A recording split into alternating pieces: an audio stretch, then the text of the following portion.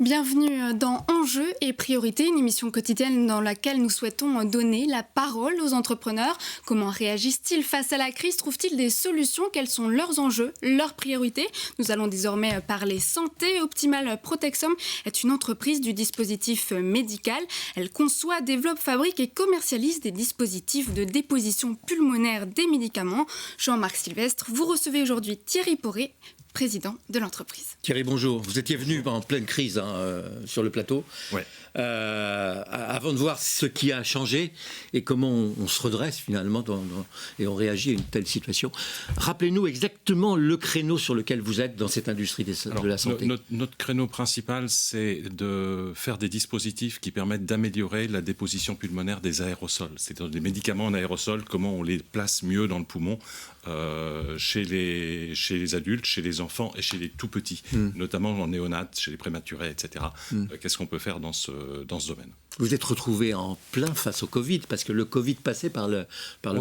On s'est retrouvé en plein face au Covid avec deux conséquences. La première, c'est, et on l'avait anticipé dès le mois d'avril, quand on a vu les mesures barrières, etc., on s'est dit attention, on n'aura pas de pathologie infectieuse, c'est 25% du chiffre d'affaires. Ouais. C'est très bien pour l'humanité, mais compliqué pour certaines entreprises. À côté de ça, on a des gammes de produits qui présentaient des opportunités et qui s'adaptent bien aux besoins, notamment des hospitaliers, puisque quand vous faites de l'aérosol avec des malades contaminés, avec des malades Covid, vous contaminez l'environnement, et on a des dispositifs d'inhalation qui s'adaptent sur des circuits et qui évitent ce genre de on transforme qui sécurise on fabrique des maladies nosocomiales, là. Oui. Quelque part. Donc on le faisait. Donc vous luttez. On le faisait, mais avec le Covid, on s'est rendu compte que c'était grave. On mettait des pneumocoques, on mettait des germes en aérosol sans qu'on y pense vraiment. Avec la Covid, ça devient quelque chose d'extrêmement sérieux et on dit il faut faire quelque chose. Il ne faut plus faire d'aérosols ou il faut faire des aérosols sécurisés. Nous avons des chambres d'inhalation, par exemple spécifiques pour les circuits de respiration, qui permettent de ne pas ouvrir le circuit et qui permettent de faire de l'aérosol sans contaminer l'environnement du patient.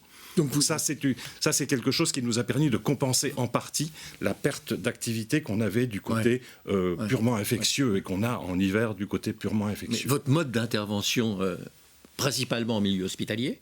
Oui, sur le développement. Ça passe par des process industriels. Ouais, le développement actuellement se fait plutôt en milieu hospitalier, c'est clair. On a plutôt des produits qui sont adaptés au milieu hospitalier. On a par exemple en quelques mois fait une chambre d'inhalation qui peut passer en autoclave. Et là, en 3 mois, on a transformé une chambre d'inhalation pour qu'elle soit autoclavable. Et dès aujourd'hui, on en vend déjà au Japon, on en vend en Golfe. Ça fait partie des choses qu'on a appris. On s'est adapté, on a essayé de s'adapter très vite. Et ça, on l'a fait grâce à des équipes qui ont été vraiment exceptionnelles. On a des gens, des filles qui sont venues travailler avec la peur au ventre pendant le premier confinement, mais elles sont venues travailler pour faire avancer les choses, pour pouvoir distribuer et vraiment... Un grand merci à toutes nos équipes qui sont remarquables. Dans cette lutte-là contre le Covid, vous avez un rôle particulier ou pas? On travaille sur des... On est rentré de purifier l'environnement. On est rentré dans des protocoles d'aérosol pour la Covid. On fournit des dispositifs qui, dans des protocoles connus d'études de la Covid actuellement, oui. Vos clients, ce sont les hôpitaux? Nos clients, ce sont les hôpitaux. Ce sont beaucoup les hôpitaux. Et puis, comme il va falloir compenser cette partie infectieuse, parce que je pense que la partie infectieuse, ça va durer, qu'il n'y en ait pas, et tant mieux, on s'est rendu compte que, quelque chose de tout à fait spécifique, mais que le chat a les mêmes paramètres respiratoires. Le chat? Le chat. Il y en a beaucoup de chats en France. Voilà. Le chat a les mêmes paramètres respiratoires que la néonate, qu'un bébé en néonatal. On a travaillé beaucoup sur la néonate. On a fait un dispositif pour les chats. Il y a 10 millions de chats asthmatiques en Europe. Donc on a un dispositif qui va sortir pour les chats, pour les chats asthmatiques. Là, vous allez changer et qui vont bénéficier des travaux. Là, vous allez changer de circuit de distribution. C'est plus l'assurance maladie qui va intervenir. Tout à fait. Et ils vont bénéficier, les chats, des travaux qu'on a fait pour les bébés en néonate. C'est merveilleux. Non, absolument. Ils vont bénéficier de toutes les recherches qu'on a fait contre le Covid et contre avec un produit qui va sortir dans quelques jours. Bon, ça s'appelle comment l'entreprise pour qu'on la trouve sur Internet? Optimal Protexom. .com.fr .com.fr, les deux marches. Merci beaucoup.